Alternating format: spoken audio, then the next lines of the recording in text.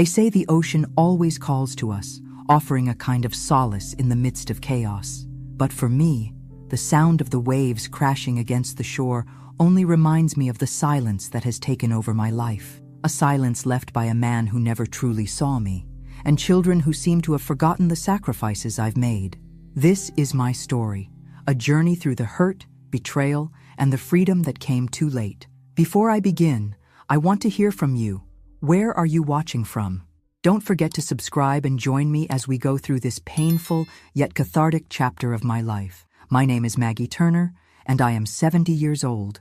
I never imagined that I would spend my days like this, alone, fighting for a space in a world that once belonged to my family. A house by the beach, a dream we all had for so long, now feels like a prison to me. It wasn't always like this. There was a time when it was a place of laughter, of love, or at least the illusion of it. But after Edward died 3 years ago, everything changed. Edward, he was the kind of man who could command a room just by walking into it, a man whose presence was both a blessing and a curse. To our children, Jessica and Daniel, he was everything. The man they looked up to, the one they believed could do no wrong. But for me, Edward was a shadow I was trapped under for most of my life. He was cruel, controlling, selfish. I loved him, or I tried to, but that love was always strained by the reality of who he truly was. I don't think our marriage was ever about love. It was about keeping up appearances. I spent years sacrificing my own desires for the sake of our family, trying to make things work. I gave up dreams, ambitions, even my own happiness, because that's what I thought I was supposed to do. I kept the house intact, made sure the kids were happy, made sure Edward was content. I kept pushing through. But when he died, it felt like the world had crumbled beneath my feet. It wasn't just the grief of losing him that hurt. It was the fact that in his death, I was left with a mountain of debt. Edward had never shared anything with me. His finances, his worries, his plans. He kept it all locked away. And when he was gone, I found myself struggling to keep the house, the one place that had once been filled with family, now teetering on the edge of collapse. I never asked for this. I never asked to carry this burden. Yet here I am. Jessica and Daniel, they don't see it. They never saw it. Jessica, with her perfect life, always so focused on her image, her wedding plans, her dreams, she has no idea what I've gone through. Daniel, well, Daniel has always been the one to fall in line, always deferring to Jessica, always going along with what she says. As I sit in this house now, the only sound is the ocean. I feel its rhythm, its constant motion, but I'm stuck in this place, stuck in the past. The emptiness echoes in every room. Edward's absence feels like an open wound, one that never heals. And now, my children don't even see me. They only see what they want to see. I thought this house, this place, would always be mine. But now, it feels like I'm fighting for something I'm not sure I even want anymore. Something that has become a reminder of everything I've lost, of the dreams I buried. But there's something I know for sure. No matter how much I try to ignore it, my world is changing. It's been changing ever since Edward passed. I feel it in my bones. A shift, a crack in the foundation of everything I've known. And I can't help but wonder, is this the beginning of something new? Or is it just the end of everything I ever hoped for? I can't stay here forever. Not in this silence. Something needs to change. The day Jessica got engaged should have been one of the happiest moments of my life. I was thrilled for her, of course. She was my only daughter, and to see her so excited about a new chapter, about her future, was something I should have relished. But as with everything in my life, joy was short-lived. When Jessica decided to have her wedding at our house by the beach, I felt this mix of emotions: joy, pride, and even a little sadness, because I knew it would never be the same. The house, so full of memories, seemed like the perfect setting for such an important occasion. In my mind, it was a dream come true, a way for me to pass something beautiful on to her, something that had meant so much to me. I couldn't help but imagine her walking down the stairs in her wedding dress, Edward by her side, though now I realize it was just a fantasy I was clinging to. But as the wedding plans began to take shape, I started to see a side of Jessica I hadn't noticed before. She started pointing out flaws in the house, things that to me were beautiful. "Mom, this place is so outdated," she said one afternoon, standing in the middle of the living room, her arms crossed in a judgmental way. I mean, who decorates a beach house like this? It's so, well, not Instagram-worthy, you know?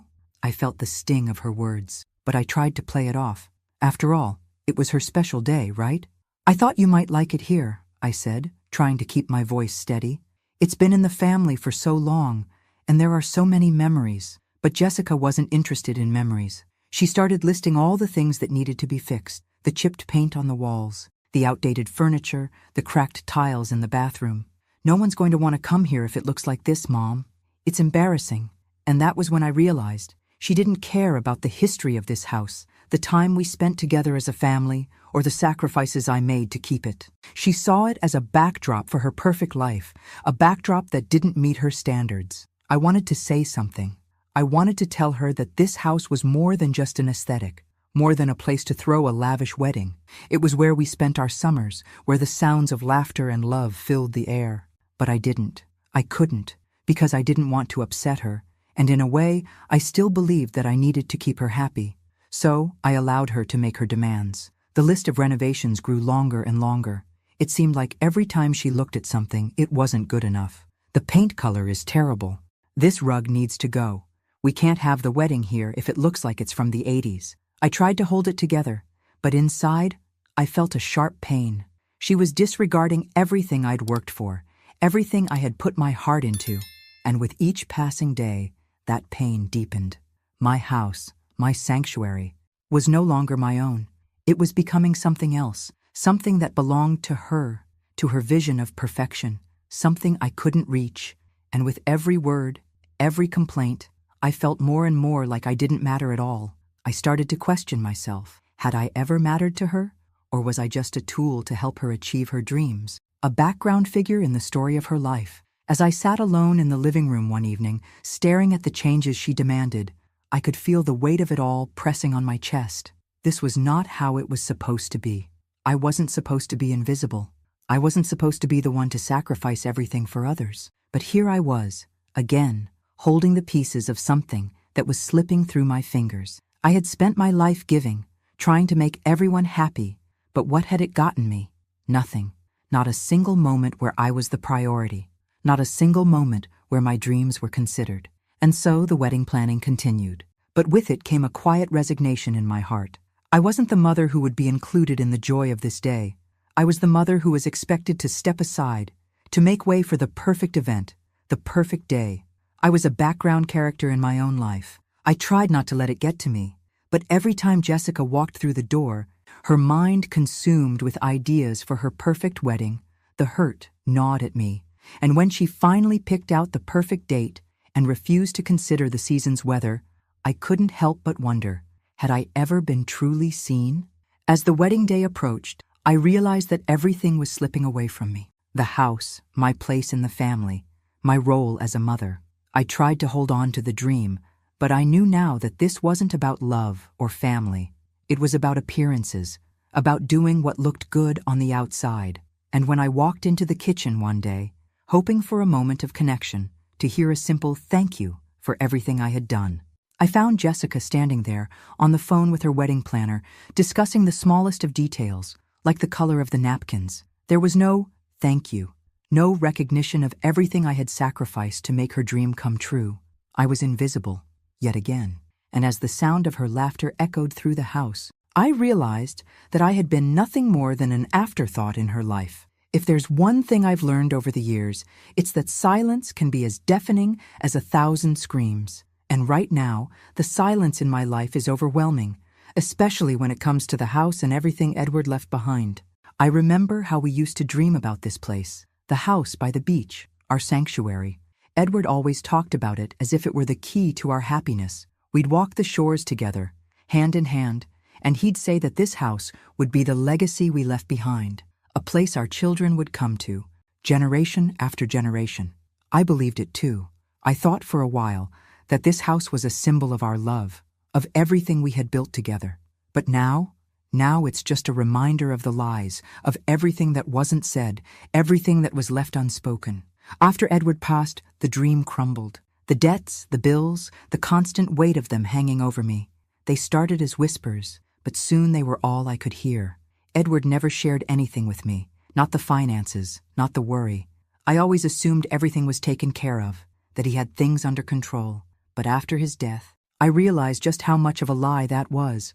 I was left with a mess, a financial mess that I could barely comprehend. It didn't help that I had to keep up appearances, especially with Jessica and Daniel. They were grieving too, I understood that. But their grief was different from mine. They didn't have to deal with the bills, the mortgage, the looming threat of losing the one thing that had been mine, our home. They didn't have to make hard decisions every day, like I did. They had their own lives, their own ways of coping, and that's fine.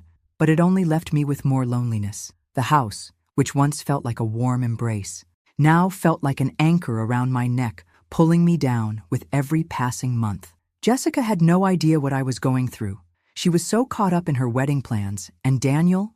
Well, Daniel had always been the quiet one, but I knew he would side with her. I knew where his loyalty lay. I kept trying to make it work. I used the small savings I had, my retirement funds, just to make the next payment. But the numbers didn't add up.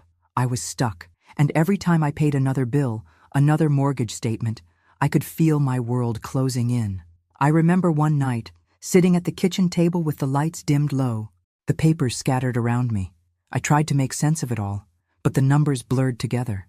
I could feel my chest tightening with every passing second, the weight of it all pressing down on me. I couldn't keep pretending that everything was okay.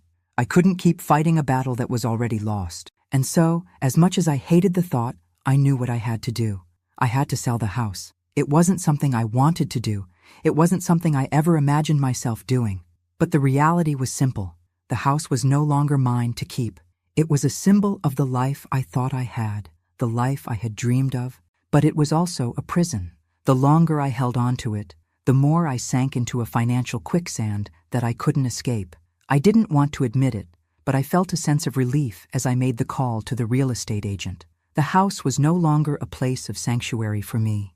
It was just a reminder of everything I had lost, of the man who had taken so much from me, of the children who didn't understand. It had become a burden, a weight I could no longer carry. I knew I was doing the right thing, but it didn't make the decision any easier. It didn't make it hurt any less. As much as I was desperate to let go of the house, a part of me still clung to the memories, the beach, the laughter, the warmth that used to fill these walls. But as I sat there that night, staring at the phone in my hand, I knew that I was doing something for myself for the first time in years, and that scared me. I had this idea, this fragile, hopeful idea that maybe, just maybe, my family still cared about me. Maybe there was still a place for me in their lives, even if I wasn't the one throwing the lavish wedding or making the perfect dinner for them anymore. Edward was gone. The house was becoming too much for me to handle, but I still had my children, or so I thought. It was approaching my birthday, and for the first time in a long time, I allowed myself to hope for something simple, something real. I decided to ask for something that I thought was reasonable. After all, we hadn't shared a meal together in ages. What harm would it do to ask for one evening, just one night, where we could sit down as a family and remember the old times? I didn't want anything extravagant. I didn't want presents or speeches or grand gestures. I just wanted a dinner. I wanted the feeling of my children in the same room again, laughing, talking, just being there for me like they used to. So, I called Jessica and Daniel, and as casually as I could manage, I said, "You know, my birthday is coming up. It's been a while since we've all been together, just us three. I'd really love it if you could come over for a family dinner, you know, like we used to do." I could hear the hesitation in their voices, even through the phone. Jessica said something about her busy schedule, and Daniel mumbled that he would try to make it. It wasn't the enthusiastic response I had imagined, but I convinced myself it was enough. Maybe they were busy, maybe they didn't realize how important it was to me, but I believed they would come through. So I spent days preparing. I cooked the meal that always brought everyone together when they were younger. Chicken, potatoes, salad, and of course, dessert. I even baked their favorite cake, the one that Jessica always begged for, with the thick layer of chocolate frosting. I made sure the table was set just so. Nice plates, soft lighting, a few candles. I wanted it to be perfect, even though I knew that nothing would ever be perfect again. But I held on to the illusion that perhaps this evening could be something that brought us back together. Just for one night. The day of my birthday arrived, and I spent the morning cleaning, setting everything up. I told myself that even if they came a little late, it would still be worth it. I wasn't angry. I wasn't bitter. Yet. I simply wanted the company of my children. As the hours passed, the dinner grew cold. The chicken wasn't tender anymore, and the potatoes, though still warm, had lost their softness. The cake sat untouched. I sat at the table, my hands folded in my lap, a knot forming in my stomach. I checked the clock again, and again. I called Jessica's phone, but it went straight to voicemail. I tried again, a little more desperate. Nothing. By then, the night had slipped away. The sky outside had darkened, the evening air colder, but I sat there, waiting for the sound of a knock on the door. Finally, I dialed Daniel's number. He picked up on the first ring, sounding almost distracted. "Oh, hey, Mom," he said, his voice faint, as if he were far away. "Is it today? I thought it was tomorrow. I'm with the kids right now and—" "Yeah, I'm sorry. We'll celebrate next time, okay?" I felt the heat rise in my chest. I wasn't angry yet, but the hurt was there, thick and suffocating. "You forgot, didn't you?" I asked, trying to keep my voice steady, but I could feel the tears pricking at the back of my eyes. Daniel hesitated. "Look, I'm sorry, Mom. I'll make it up to you, I promise." His words were empty, just like his tone. I could hear the noise of children in the background, the sounds of his busy life that didn't include me, but I still tried to hold on to some semblance of hope. "It's okay. Just come over when you can." I hung up the phone with my heart sinking in my chest. I sent Jessica a message next, but she didn't reply right away. I waited. Minutes felt like hours. When I finally saw that she had read it, my hands trembled. The message came 2 days later, and it felt like a punch to my gut. "I totally forgot. Been really busy." That was it. No sorry, no acknowledgement of what I had done for them over the years, nothing. Just words that echoed in the empty house around me. I could feel my chest tightening, the suffocating realization creeping in that I had never really mattered to them. Not truly. That night I sat at the table, the cake uneaten, the food growing cold. The silence wrapped itself around me like a heavy blanket. The tears came then, but there was no one to see them, no one to comfort me. I had been a good mother. I had done everything I could. I had given them my heart, my energy, my entire life, and this is how they repaid me? With indifference? As I sat there alone, staring at the empty chairs, the realization hit me like a ton of bricks. My children didn't see me. They never had. They only saw what I could give them, and once they had all they needed, I was forgotten. But that night, as I cleaned up the mess they had left behind, something in me shifted. I was done waiting, done hoping, done sacrificing. I had given them everything. I spent hours that night staring at the remnants of my birthday dinner, the untouched cake now sitting on the counter, a cruel reminder of what had just happened. It was as if the table itself was mocking me. The plates, half set, the candles burnt down to nothing, all of it, a stark contrast to the warmth and laughter I'd imagined. I had hoped for something small, something genuine, but instead, I was left in this house, surrounded by my own loneliness, with only the sound of the ocean crashing outside to keep me company. The sadness wasn't the worst part. It was the emptiness. It was the realization that, in my own family, I was just an afterthought, a shadow in their busy, perfect lives. That night, the hurt settled in deep, like a stone in my chest, and it didn't leave. Not for days. I don't know why I kept expecting things to be different. Maybe it was because I had always tried to be the good mother, the good wife, the good woman, always putting everyone else first. Always believing that if I gave enough, they would eventually see me. But after that night, I knew better. Jessica's message, so cold and dismissive, echoed in my head. It wasn't just that she forgot. It was the way she dismissed it, as though it didn't matter to her at all. I wasn't just a mother to her. I was an inconvenience, something she could easily forget when it suited her. And Daniel's response? The same. A promise to make it up to me that would never come true. Empty words, just like all the promises I had given them over the years. I was tired. I was tired of pretending, tired of hoping. I'd been invisible for so long. I wasn't sure I even knew how to be seen anymore. The next morning, I woke up with the weight of it all pressing on me like an unbearable fog. but the fog was lifting, just enough to see what I had to do. It wasn't just about my children anymore. It wasn't about keeping up appearances. I didn't need their approval, their validation, their empty promises. I needed to save myself. I knew that my whole life had been about making them happy, about making Edward happy.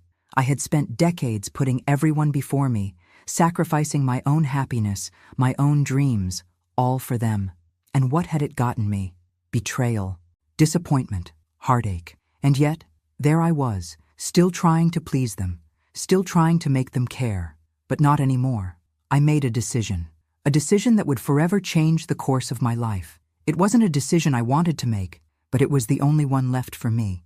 I would sell the house. It hurt to even think about it, but it had become clear that this house, this place I had loved, had become a symbol of everything I'd lost. The dreams I once had for my family, the memories of days long past. It all felt like an anchor, weighing me down. But more than that, I needed the financial freedom. The debt, the constant pressure to keep the house, to keep up with payments. It was choking me.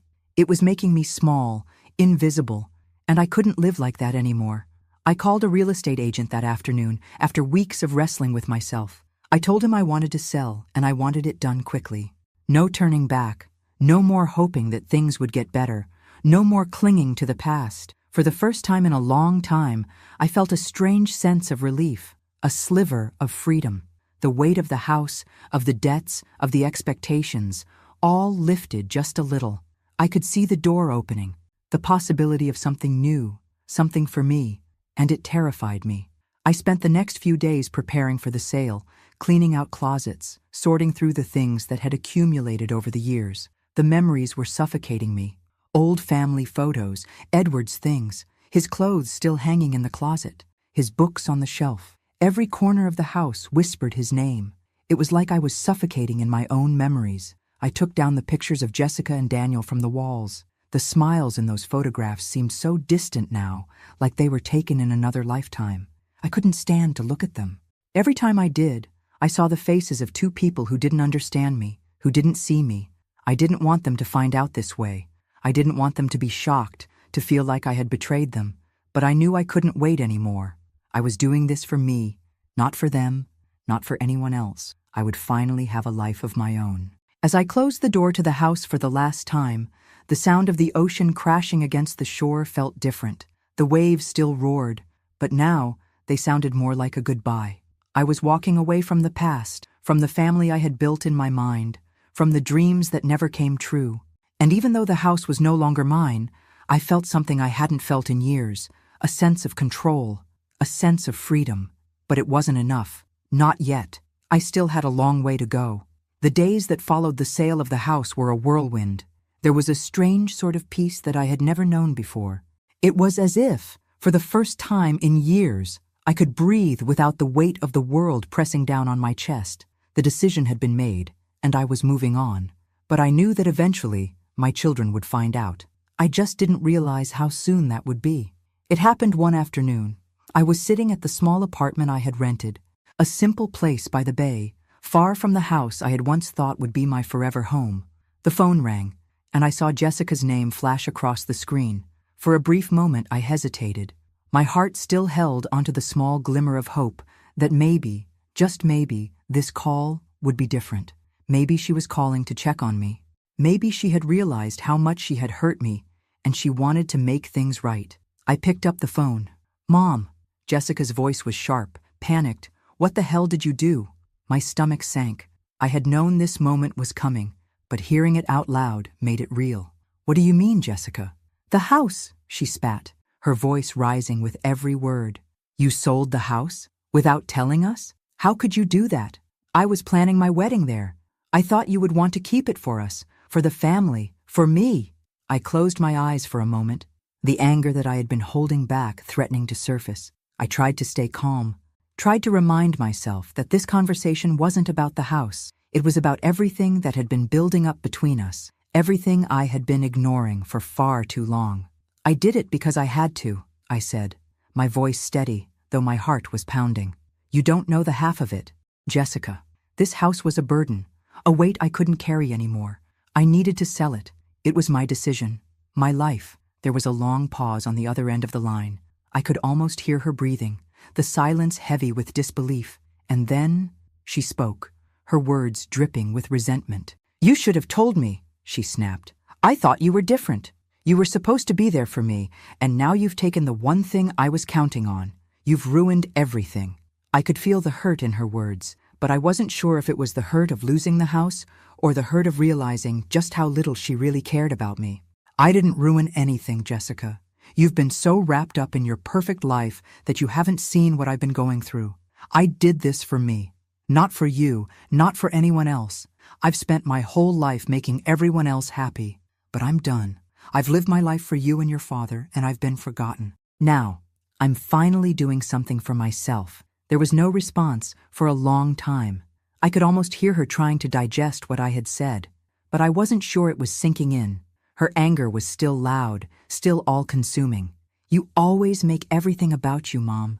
I can't believe you'd be so selfish," she said bitterly. "I'm not being selfish," I retorted. "I'm taking back control of my life. Maybe you'll understand that someday." Jessica's voice was practically trembling with emotion now. "You know, Dad would never have done this. He would have kept the house for us. He would have made sure we had it, because he actually cared about the family."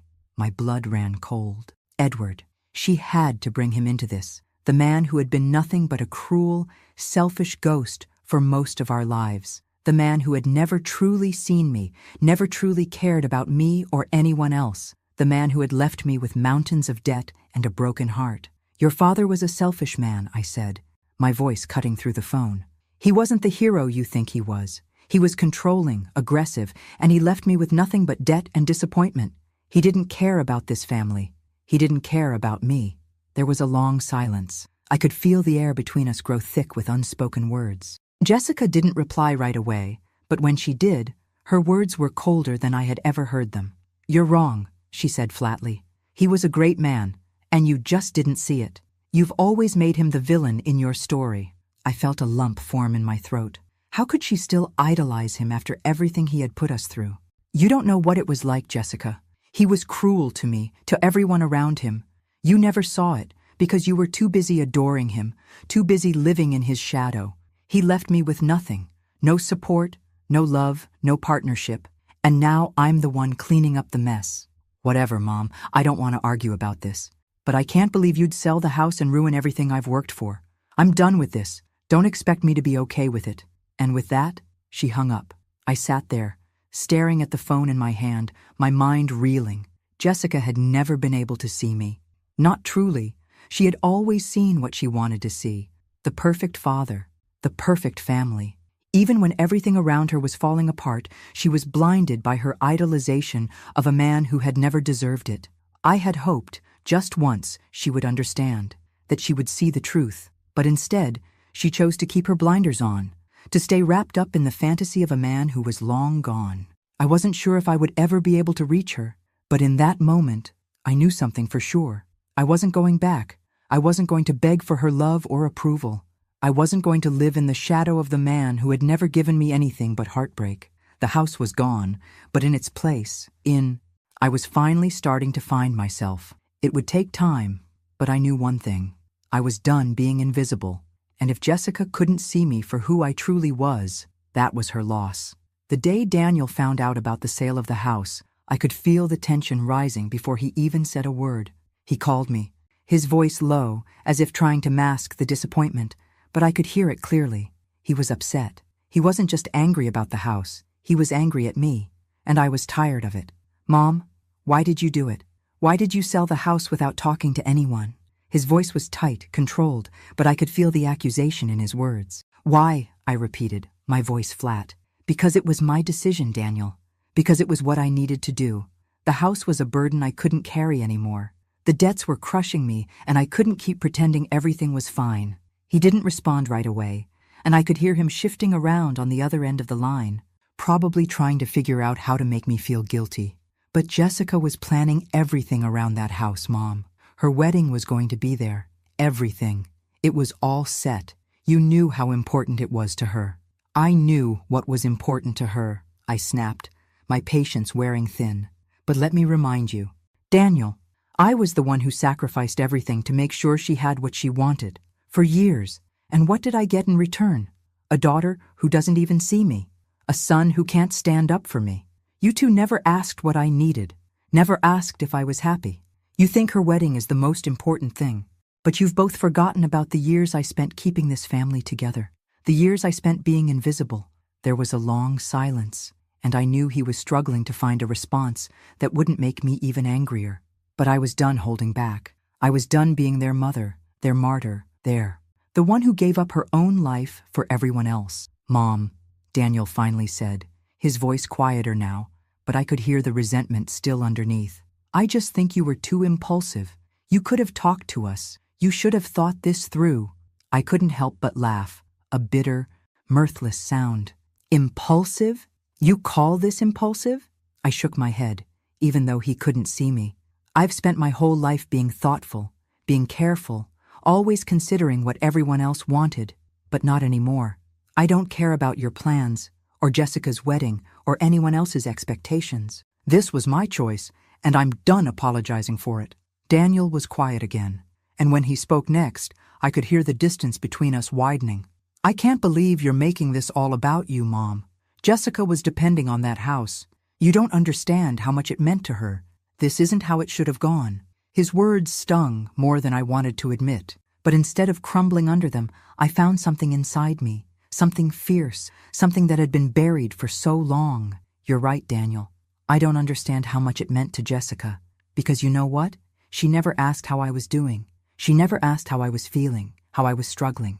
I gave up everything for her, and for you, but I don't expect you to understand. You've always been on her side, and that's fine, but I'm done." I took a deep breath, not letting the tears well up this time. "I'm done with you both. I'm done being the person you call when you need something. I'm done being the person who takes the blame, the person who sacrifices everything and gets nothing in return. You want to blame me? Fine. But you've both lost the only person who ever put you first." There was no response from him, and I knew it was because he didn't have one. And as I sat there holding the phone in my hand, the silence settled over me like a blanket. It wasn't comforting. It was cold, but it was mine. And I realized, in that moment, that I was finally free. The house had been sold. The debts were paid. The weight that had shackled me for so long was gone, and with it, the illusion of being needed. I no longer had to wear the mask of the mother, the wife, the woman who existed only to serve others. I could finally breathe. For the first time in my life, I didn't have to fight for a place in the world. I didn't have to beg for love. I didn't have to apologize for living for myself. "I'm done," I whispered to no one in particular, staring out at the view from my small new apartment. The ocean stretched out before me, vast and endless. It felt like freedom. The phone was still in my hand, but I didn't call Daniel back. I didn't reach out to Jessica either. They had their lives, and I had mine. If they chose to stay angry, to stay distant, that was their choice. I had done what I needed to do. I was no longer just a background character in their lives. I was finally living for me, and that scared me. But it also made me feel alive in a way I hadn't felt in years. Months passed in a blur of solitude. Jessica and Daniel never reached out. No phone calls, no messages, no check-ins. It was as if I had never existed in their lives at all. It wasn't surprising. Not really. I had expected the distance. Still, the silence that enveloped me was suffocating, even in its finality. I spent my days in my small apartment, a stark contrast to the sprawling house by the beach. The walls were bare, save for a few photographs I had reluctantly decided to keep. Photos of the kids when they were little, when we were all together, and I foolishly believed that everything would stay that way forever. The ocean outside my window still called to me, but it felt like a distant friend now, one I couldn't quite touch, no matter how much I wished to. I kept myself busy, not by working. There was no need for that anymore, but by filling my days with small routines. I read more, walked along the shoreline in the early mornings, and occasionally met people for coffee. But the truth was, I was living in a quiet, empty space, a place where memories and regrets collided in the silence. And then, one evening, as I scrolled through my phone, a notification caught my eye. It was from Jessica. A post on Facebook with a photo of her in a beautiful white dress. It didn't take me long to figure out what it was. Her wedding. I felt the air leave my lungs as I stared at the picture. There she was, smiling, radiant, her eyes shining with the happiness that had always been so distant from me. She looked perfect, as I had always imagined she would, and there I was, not there, a ghost once again, invisible in the background of her life. My heart sank. The pain wasn't just in the fact that I wasn't invited to her wedding, though that cut deep. It was in the realization that she had moved on without me, that my absence didn't matter. I wasn't even a footnote in her life anymore. The mother who had given everything to her, who had built her up, was now nothing more than a distant memory. The tears I hadn't allowed myself to shed over the months finally came, but they weren't the kind of tears I expected. They weren't tears of desperation or betrayal, though I felt both. No, they were tears of acceptance. In that moment, I understood what had happened. Jessica had never seen me for who I was. She had only ever seen what I could provide for her, what I could give. And now that I had nothing left to offer, I was no longer needed. The realization settled deep within me, and as painful as it was, there was a strange sense of freedom that came with it. I wasn't a mother who would be a part of her perfect world. I wasn't a figure in her life anymore. I was free, but the sadness lingered. Even in my newfound freedom, there was a deep ache in my chest, a hole that nothing could fill. I was left with the image of Jessica in her wedding dress, the woman who had once been my little girl, now a stranger, someone who would never understand the depth of the sacrifices I made. I wished I could reach out, tell her how much it hurt, how much I missed the daughter I thought I had. But I knew better now. It wasn't my place to try to fix something that had never been mine to begin with. Still, there was a part of me that couldn't stop wondering, was this it? Was this the life I was meant to have? I tried not to think about it. I tried not to dwell on what could have been, on the relationship that could have been saved if only things had been different. But every now and then, I would catch myself wondering what could have happened if I had just held on a little longer, if I had just tried harder. But those thoughts only made the ache sharper, and so I pushed them aside. I focused on the small things. I began to focus more on myself, something I hadn't done in decades. I took up painting, something I had always wanted to try, but never had the time for. I started walking further down the beach, as if walking away from my past, from the ghosts of the life I had lived. I started to feel a little less lost, a little more me. I couldn't change what had happened, couldn't force Jessica to understand, but I could choose to live my life in a way that was mine. The house was gone, and the family I had given everything to was no longer mine. But I was still here. I was still breathing, and for the first time in a long time, I was starting to feel like I might actually be okay.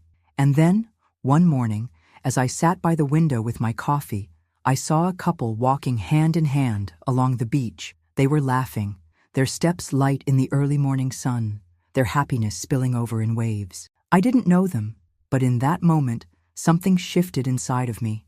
I realized that maybe, just maybe, I could find happiness again. Not the kind that comes from family or from others, but the kind that comes from accepting who I was, from being okay with the woman I had become. Maybe the life I was meant to live wasn't one of sacrifice and quiet misery. Maybe, for once, it could be mine. I had become so used to the silence. Months had passed without a single word from either of my children, and I had grown accustomed to the loneliness. In the quiet of my small apartment, I had found my own rhythm, my own routine. The pain of their absence never fully faded, but I learned to live with it. There was a certain numbness that took over, a shell I wore to protect myself from the hurt that still lurked beneath the surface. Then, one afternoon, the doorbell rang. I wasn't expecting anyone, and for a moment I thought I had imagined it. But the sound came again, louder this time. My heart raced, a mix of surprise and hesitation rushing through me. I walked toward the door, unsure of who would be standing on the other side. When I opened it, I couldn't believe my eyes. There stood Daniel, his face hesitant but sincere, his wife beside him, and two children, my grandchildren, looking up at me with wide, curious eyes. "Mom," Daniel said, his voice trembling slightly. "Can we come in?" For a moment, I couldn't move. I just stood there, my mind racing, trying to comprehend what was happening. After months of silence, months of feeling abandoned, here was my son, standing at my door. "Of course," I said, forcing a smile as I stepped aside to let them in. They entered the small apartment, Daniel looking around with a quiet kind of awe. His wife, a woman I had met only briefly years ago, gave me a warm smile, though I could tell she was just as unsure as he was. The children were still shy, but I could see them taking in their surroundings, unsure of how to approach the situation. We all sat down in the modest living room, the silence between us thick with unspoken words. I didn't know what to say, what could be said. They had all been gone for so long, and the space between us felt vast, like a canyon that had only grown wider with time. Finally, it was Daniel who broke the silence. "Mom," he began, his voice quiet but full of emotion. "I know I've failed you. I know I've been a terrible son. I've been absent, distant, and I don't know how to make up for it, but I want to try. I should have been there for you. You didn't deserve to be left alone like that. I promise, I'll do better. I'll visit more. I'll be more present. I know I've hurt you." His words hit me harder than I expected. I had dreamed of hearing them, of hearing some acknowledgement of the pain I'd carried alone for so long. And yet, as much as I wanted to accept his apology, as much as a part of me longed to pull him into my arms and tell him everything would be okay, there was a part of me that couldn't quite let go of the years of neglect. I looked at him, this man who was my son, but who had in so many ways become a stranger to me. I wanted to forgive him. I wanted to believe that his apology was enough. But the truth was, forgiveness wasn't as simple as a few words. "Thank you, Daniel," I said softly, my voice trembling. "I appreciate your words. I really do. But I can't just pretend that everything is okay. It's been a long time, and I've carried this hurt for so long. I've had to learn how to live without you, without your presence in my life, and it hasn't been easy." He lowered his gaze, clearly ashamed. His wife reached over and placed a hand on his arm, a silent gesture of support. I appreciated it, but it didn't change the fact that so much had been lost. I couldn't help but feel the weight of everything that had been left unsaid, unsolved. "I know, Mom," Daniel said, his voice breaking. "I've failed you. I know it, and I can't take that back. But I'm here now. I want to be here. I want to make things right." The words felt good. They really did. But I couldn't ignore the emptiness that lingered, the space between us that no apology could fill. I sighed deeply and looked at him, searching for the strength I needed to say what I had been avoiding. "Daniel, I don't know if I can just forget everything. I don't know if I can just jump back into the way things were. I need time to heal from the years of being ignored. I've spent so long hoping you'd see me, hoping you'd care. And I can't just erase that." Daniel nodded, his eyes filled with regret. He didn't know what else to say, and I didn't know how to comfort him. What could I say when I still wasn't sure what I needed? The conversation shifted then, and Daniel's tone became more serious. "There's something else I need to tell you." "Mom," he said, his eyes narrowing slightly as he glanced over at his wife. "I've been worried about Jessica. I know you haven't heard from her either, but I see how she is, and it's not good. The wedding, everything, it seemed perfect, but I don't think it is. She's not happy, Mom. I don't think she's ever been happy in that marriage." I froze, a chill running through me. I had tried so hard to stay out of it, to let Jessica live her life without my interference. But now, hearing Daniel's words, a knot formed in my chest. "What do you mean?" I asked, my voice barely above a whisper. Daniel ran a hand through his hair, clearly troubled. "I don't know exactly, but I can see it. The way she's changed, the way she acts, the way he treats her, it's not right. I don't like the way he talks to her. I don't like the way he controls her. It's like she's becoming someone else, someone I don't even recognize." My heart ached at the thought of Jessica, my daughter, the little girl I had raised, feeling trapped, feeling small. But I couldn't let myself get sucked into the cycle again. I couldn't keep trying to fix things that weren't mine to fix. "I can't help her, Daniel," I said, my voice steady despite the pain that burned inside. I tried for years, but she doesn't want me in her life. She doesn't want my help. As much as I love her, I can't keep pushing myself into her world when she's made it clear she doesn't want me there." Daniel's face softened, and I could see the understanding in his eyes. He knew. He understood what I was saying, even if it hurt. "I know, Mom," he whispered, "but maybe, just maybe, if you reach out, if you try again, she'll see that you're there for her." I shook my head gently. "No, Daniel, she has to come to me. I can't keep chasing after her. I've done that for so long, and it's never worked. I've tried to be the mother she needed, but right now, all I can do is wait Wait for her to come back to me when she's ready." There was a heavy silence in the room, and for a moment, all I could hear was the distant sound of the waves crashing against the shore. The distance between us, the children I had given everything for, the daughter I had tried to save, was still there. But for the first time in a long time, I felt like I was finally letting go of the past. A few days later, it was just another quiet evening, and I had nearly forgotten what it felt like to be disturbed by a ringing phone. I had spent days in a quiet, strange peace, if you could call it that, where I was beginning to adjust to the silence. I had let go of the idea of ever being close to my children again. They had their lives, and I had mine. And then, the phone rang. I looked at the caller ID, my heart tightening in my chest. It was Jessica. I hadn't heard from her in so long. The last time I saw her name pop up on my phone, it was for a brief, detached message, a reminder of how far we had drifted apart. But this time, there was something different, something urgent in the way the phone rang, and something in the pit of my stomach told me this call would be unlike any of the others. I picked up the phone, my hand trembling just slightly. "Mom?" Jessica's voice came through, and it was cracked, fragile. There was no pretense this time, no distance, just pain. I couldn't even speak at first. I waited for her to continue, my own breath held in the tension of the moment.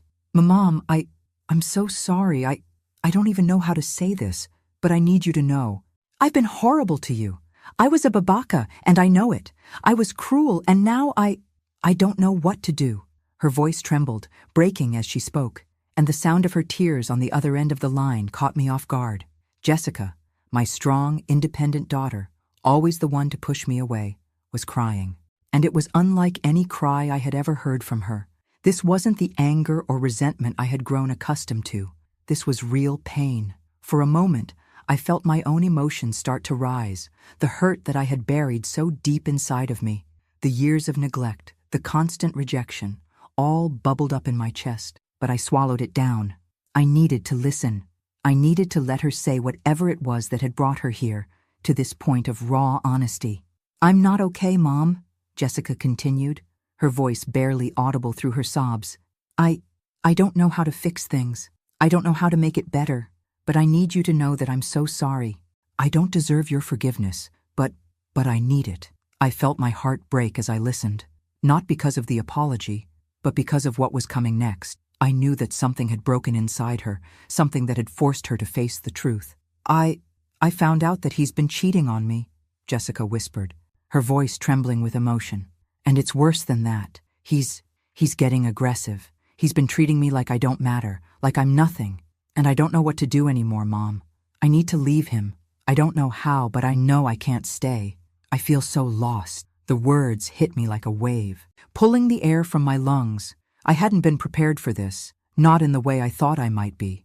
I had always known something was wrong, knew that Jessica had been trapped in a relationship that wasn't healthy. But to hear her say it, to hear the vulnerability in her voice, it was a shock. The pain she was going through, the fear, it was so real, and it tore at me. I had warned her. I had tried so hard to protect her from the mistakes I saw her making, but she hadn't listened. She never did. Now, here she was, broken, shattered by the very man she had married. The same kind of man I had warned her about, the same kind of man I had suffered through. And yet, as I listened to her, I couldn't help but feel a sense of sorrow and, strangely, relief. Sorrow for the pain she was enduring now. Relief because finally, after all these years, she was seeing the truth for herself. She was seeing what I had been trying to show her for so long, even when she refused to hear it. "I've tried to protect you, Jessica. I've always tried to warn you," I said, my voice firm but not unkind. "I told you that he wasn't good for you, that he was controlling, that he would treat you like you didn't matter. But you never wanted to listen. You were so wrapped up in the idea of him, in your perfect life, that you didn't see the danger. I did see it, Jessica. And now you're paying the price." There was silence on the other end, and for a moment I thought she might hang up. But when she spoke, her voice was quiet, full of regret. "I know, Mom. I know. I was so stupid, so cruel to you. I was too proud to see the truth. And now I realize how wrong I was. I treated you like you were nothing, and I've been so selfish." I felt the weight of her words press down on me, but I refused to soften my tone.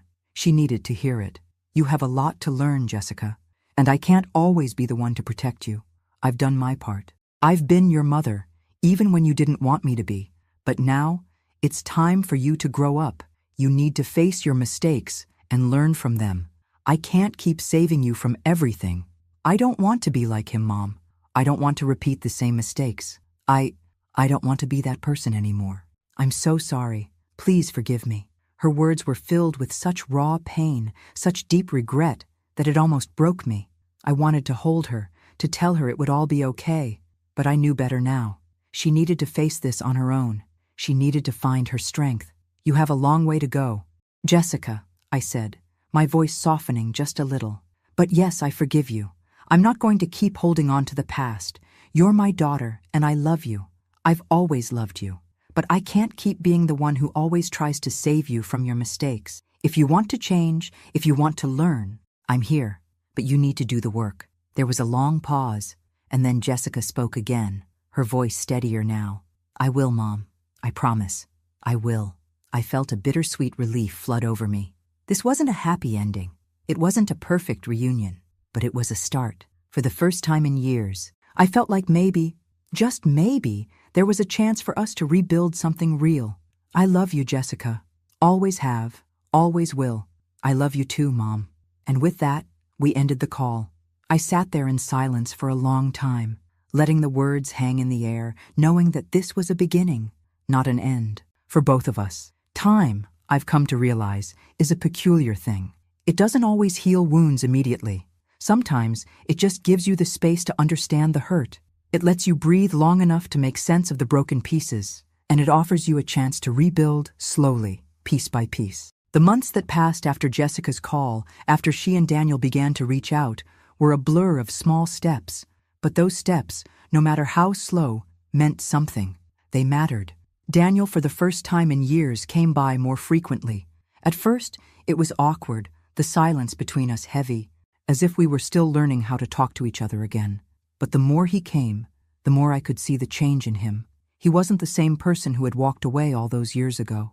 There was a sincerity in his words now, a quiet understanding that hadn't been there before. He would sit with me for hours, just talking about life, about his children, about the mistakes he had made and the ones he feared making again. It wasn't the easy kind of conversation we once had, filled with laughter and lightheartedness. It was deeper, rawer, but it was real. He no longer seemed like the son I had lost. He felt like someone I could connect with again, in a way I hadn't thought possible. And then, there was Jessica. After her divorce, she came to me more often. At first, it was tentative, her voice still carrying the weight of her mistakes, her regrets. She would sit in silence at my kitchen table, waiting for me to say something, to offer some kind of advice. I didn't always know the right words, but I listened. That was the least I could do. Over time, she began to change, just as Daniel had. I could see her becoming more aware of her choices, learning from the pain she had endured. She started asking me for advice, seeking my thoughts on the kind of life she wanted to build for herself. She didn't know how to trust again, how to open herself up, but I could tell she was trying to heal, trying to be better. And so, the three of us began to rebuild, in our own way. There were no grand gestures, no sudden moments of revelation, but the conversations got easier. The silences weren't so heavy. And for the first time in years, I felt the warmth of my children's presence again. One day, I received a call from Jessica and Daniel. They told me they had planned something special for me, something I wasn't supposed to know about yet. I was confused at first. What do you mean, something special? I asked. My curiosity piqued. We'll tell you when you get here, Mom, Jessica said with a soft laugh, a note of excitement in her voice. Just trust us. I had no idea what to expect. Maybe they had planned a dinner, or perhaps a small gift. I wasn't sure, but I couldn't help but feel a spark of hope. Maybe this was the beginning of something even better. When I arrived at the house, my heart nearly stopped. The moment I stepped out of the car, I was hit with a wave of familiarity. The house I had sold, the house I had thought I would never see again. There it was, standing tall, as it had when I first walked through its doors all those years ago. But it wasn't the same house I had left behind. The front door swung open, and Jessica stood there, smiling like I had never seen her smile before. Happy birthday, Mom, she said, her voice full of warmth and sincerity. "The house has always been ours, and now it's back in its rightful place. Welcome home." My breath caught in my chest as I looked around. The house had been transformed. It wasn't grand or flashy. There were no expensive renovations, no lavish decorations, but it was filled with the simple details I had always loved. The soft colors of the walls, the familiar photographs, the feel of the rooms that had once been the heart of our family. It felt like home again. Daniel stepped forward then, his expression soft, sincere. We both want you to know how much we value you, Mom. We've taken so long to realize it, but we see you now. We see everything you did for us." Tears welled in my eyes as I stood there, looking from one to the other. My children, my grown children, finally understood. The weight of their words, the sincerity in their eyes, made my heart swell. It was a moment I had waited for my entire life, and now it was here. "We've missed so much, Mom," Jessica continued, "and we want to make up for it. We want to start over. This is the first of many moments we'll have together. We promise." As I looked at them, I felt a wave of emotion crash over me.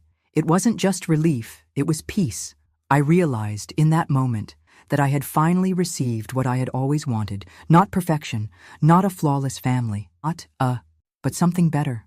Understanding, respect, love, and most importantly, a chance to rebuild. I stepped inside, the house feeling like it had been waiting for me all this time. The familiar warmth, the old memories, they weren't gone. They were just waiting for the right moment to return, and that moment had come. As we gathered around the table for the small celebration they had organized, no extravagant gifts, no fanfare, just a quiet dinner, I smiled. For the first time in a long time, I felt that familiar sense of belonging. My family was here, in a way they hadn't been before. They were here with me, not because they had to be, but because they wanted to be, and that was enough. As the evening wore on, I looked around at my children, now adults, but with the promise of a new chapter. The past was still there, but it no longer had the power to control us. We were no longer trapped by the mistakes of the past. We were free. "I'm proud of you both," I said, my voice thick with emotion. "I'm proud of how far we've come." And in that moment, I realized something else.